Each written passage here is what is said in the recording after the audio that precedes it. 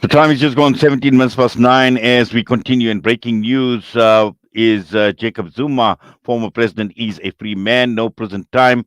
And we have learned that he was admitted this morning into the system at the Escort Correctional Facility, but was released on remission of sentence. And this is granted by the president of South Africa, Cyril Ramaphosa, to low risk offenders. And also, this is where the president has used the powers vested in him by the Constitution and the Correctional Services Act to grant remissions, which effectively means cutting the sentence short. And we've already seen a reaction coming through. There's been mixed reactions. Some saying all things considered a sensible decision. Others saying it clearly looks like a cover up. It's very confusing badly and expect court challenges against disgraceful decision by Ronald Lamola and the team set for South Africa in the democracy. Others are also saying that focus on the positives because getting Zuma back into jail would lead to chaos. So these are some of the reactions, but we're going to get a reaction coming through from political analyst Levy Ndou. Levi, good morning to you and welcome to the show. Good morning to you. Good morning to the listeners at home. Thank you for having me this morning. Yes, for my first question to you, sir, were you surprised that this decision was as expected?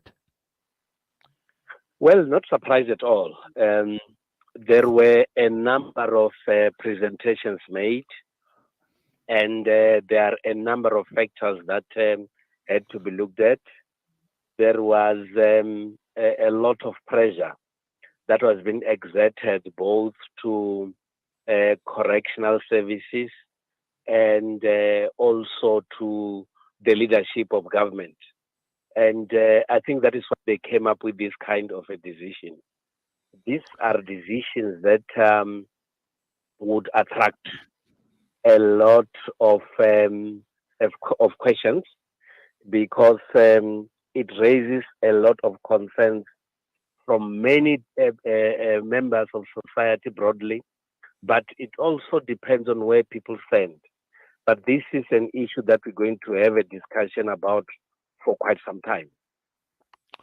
Well, we're certainly going to have this discussion, but also just looking at some of the reasoning given, and clearly, this doesn't make sense. Where we see the Justice Minister Ronald Lamola saying that the decision was taken to address overcrowding in prisons, and we can understand that we talk about low risk offenders and possibly, and yes, he would be a low risk offender in prison, but at the end of the day, just looking at the reasoning and some of the speculation that is going to arise out of the type of reasoning given by the Justice Minister, Levi.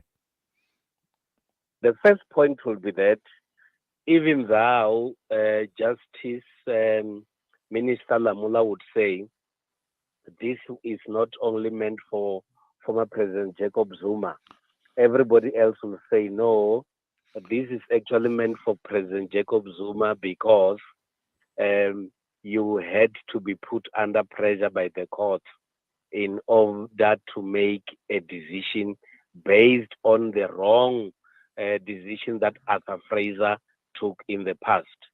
People are going to say this decision was taken specifically because this is former President Jacob Zuma, because when he was arrested last time, there was a lot of disorder in the country, and because of that, a decision might have been taken not to take him to prison.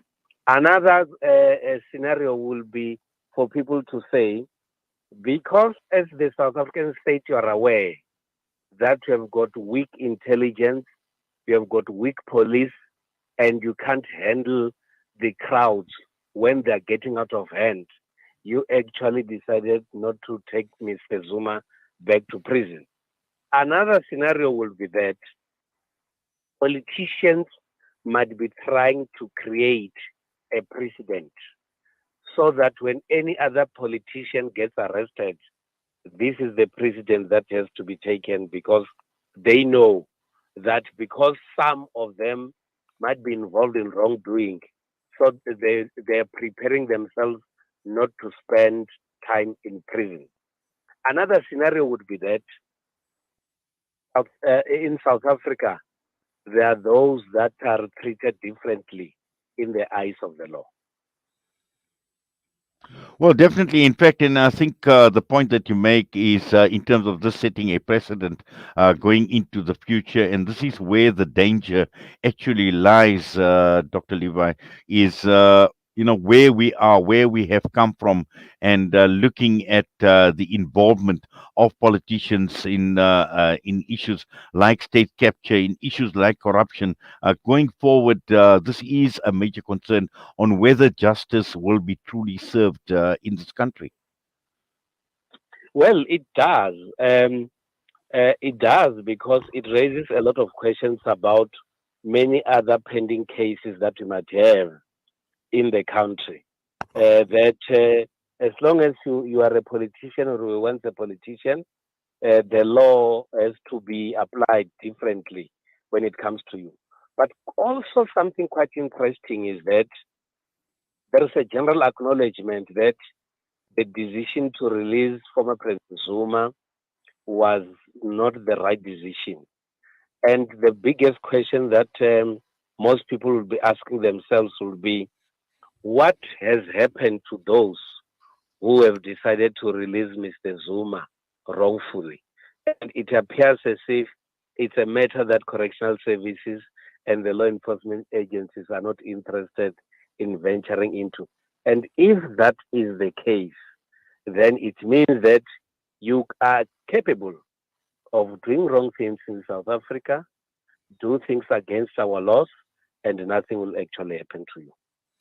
Well, Dr. Levy Ndou, the news is just broken. Obviously, it's still very fresh, and I'm sure many are still going to unpack and trying to digest what we have seen happen this morning as a result of the announcement that came through from the Justice Minister.